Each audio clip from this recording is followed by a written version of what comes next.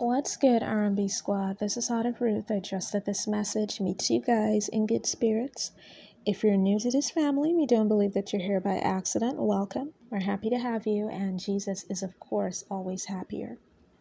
The word that I have today comes from a dream that I had, and as per usual, as you listen to the details, you will know by those details whether or not this word is for you. Please eat the meat, spit out the bone, take what's for you, and leave the rest. And also, this is very important. Make sure that you are prayerfully and carefully examining the word as you listen. While you listen, make sure that you pray for direct confirmation from the Lord that the word is for you. Okay, so I'm going to get into the dream first and then into the interpretation and the message. And I should mention that this is a kingdom marriage word. So in this dream that I had, I saw this lady and she accidentally wandered into this room. Now I was made to understand that the room she had wandered into, she thought that she wandered in there by accident, but it turned out that there was someone who intended for her to enter that particular room, and there was a reason why. Now, the room she wandered into was decorated in what I was made to understand was her favorite color. Now, I was not given permission from the Lord to state what that color was, and there may be a reason for that. If this word is for you, perhaps you are a private person and you don't want these kinds of details to be out there in the open. I'm not sure what it is, but I was not given permission to release what the color was. What I can say is that the room, the color scheme of the decor was in this woman's favorite color. I was made to understand that it was her favorite color. And she thought she wandered into the room by accident, but it wasn't an accident. She was actually made to wander in there.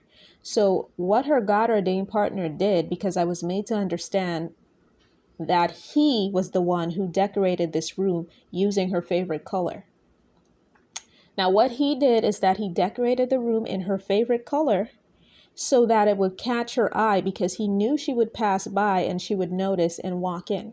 So he used it to attract her to the room so that she would walk in, and it worked. So when she walked in there and I followed her in there, I saw that there were even more decorations in the room in her favorite color. And there was a sign that said, "Will you go out with me?" And then the scene switched and I saw a different couple. There were these two people, and the man was singing a song to the woman, and he had musical instrumental accompaniment while he sang the song. And then I came away from what I was seeing in that dream. So now for the interpretation, for those of you whom this is for, you are entering your season of courtship. And I would have put out words before about courtship season and some of you walking into your courtship. And I am going to see if I can find those words, and I will link them in the description box so that you can listen if you have not heard them before. But those words are going to tie into this one. So for someone, you're entering your season of courtship. And I remember the first time that the Lord mentioned this to me, it was either earlier this year or late last year. I can't remember exactly when, but I know it was either late last year or early this year. And the thing is, he's repeating it. So remember, when the Lord repeats something, it's because it's getting nearer to that appointed time for it to come to pass. So this is very close at hand. That was the other thing that the Lord put in my spirit. This is very close at hand. Your courtship is very close at hand. Matter of fact, your person is planning it out even now as we speak. They're planning out how to ask you to be exclusive with you. Now, for some of you, this asking you to court them or asking to court you, what is going to happen is that it is going to be connected to your engagement, or your engagement is also going to happen alongside your courting. So for some of you, this person is going to come out and propose to you, and then the two of you are going to start going out, going on dates, and so on. So it's going to happen with the engagement coming first. And for others of you, the courtship is going to come first and then the engagement. Now you will know which of those categories you fall into because the Lord would already have been putting this on your spirit. So now, again, your person is planning this at the moment, and he or she may be a romantic at heart. So the way they're going to do this is that they're going to do something really nice for you. Now, for the guys listening to this, the brothers in Christ, while she may not ask you to court her, what she may do is she may do something nice for you to let you know how she feels about you. And then she's going to let you take it from there. Okay, so there may be something that she's planning to do, this sister in Christ, that may be nice, as a nice gesture to let you know how she feels. And then she's going to let you take the lead from there. If you're a sister in Christ listening to this, your person is going all out and planning something for you, using details of things that they know you like to celebrate the occasion. I should mention that in that dream, there was this festive air in the room and in the surrounding apartment. So this person, he's going to make it, if you're a sister in Christ listening to this, he's going to make it a very festive occasion for you when he asks you to be exclusive.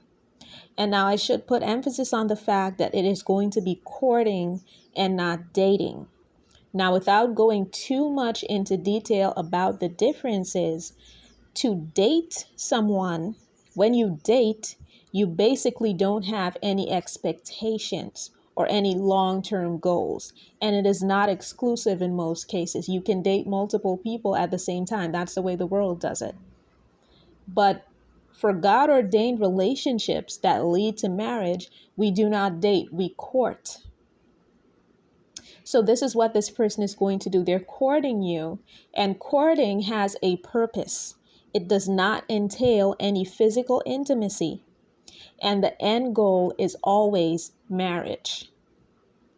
So this person is going to make it clear to you, sister in Christ.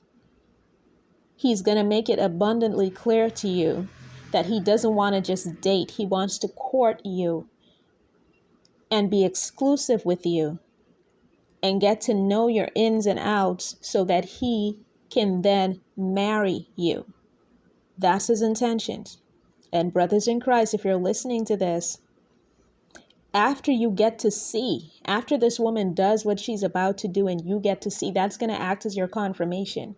When she does this nice gesture for you, that is going to confirm to you that this is indeed your wife to be. Because you may very well have been praying for this particular sign to confirm that this is your wife to be. And you're going to get that sign. She's going to do something nice for you. And that right there is what is going to cause you to be bold enough to take the step to begin to court her. And also the part with the couple where the guy was singing to the girl. So for someone, you may have an artistic or musical significant other or God-ordained partner, and this person may be planning to incorporate something regarding the arts into asking you out or into asking you to marry him. He may very well be, sister in Christ, planning, like there may be something that he's doing that involves some kind of theatrics or some kind of musical performance or something along those lines, something artistic. So look out for that. That's a huge confirmation for someone. Look out for that. So that's the word, guys. I hope that this message blessed someone. I love you guys. I will be back with another word as soon as the Lord releases me. And wouldn't you know, I'm ending this message right at 2:22 p.m. God bless.